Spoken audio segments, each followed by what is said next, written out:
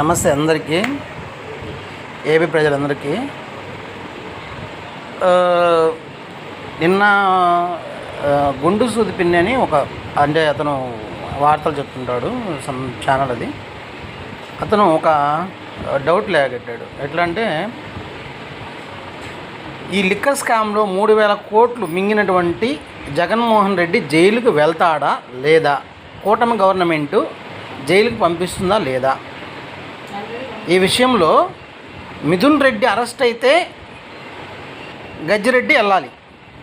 Actually స్టేట్ని మొత్తం control చేసేది ఎవరంటే సెంట్రల్.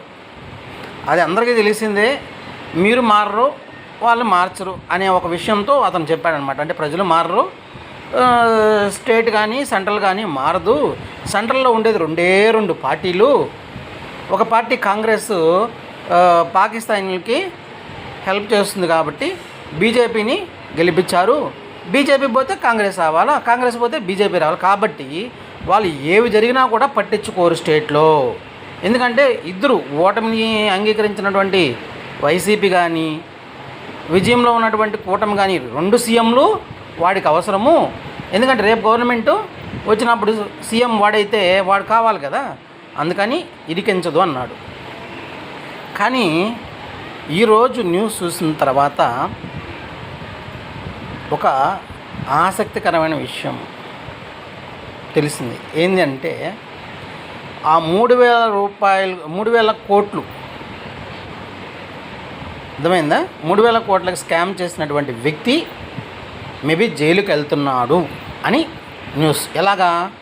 మిథున్ రెడ్డి జైలుకి వెళ్ళాడు కాబట్టి. అర్థమైందా? కాబట్టి వైసీపీ లవర్స్ ఎవరైనా సరే, సో కాబట్టి నేను చెప్పేది అంటే 3,000 కోట్లు స్కామ్ చేసినటువంటి మన మంచి పొట్టిరెడ్డి గారు మేబీ నెక్స్ట్ వెళ్ళాల్సి ఉంటుంది. కాబట్టి అన్నకి మీరు యుద్ధానికి వెళ్తున్నాడు కాబట్టి మీరందరూ కూడా మీ యొక్క సంతాపాన్ని తెలియచేయాలి.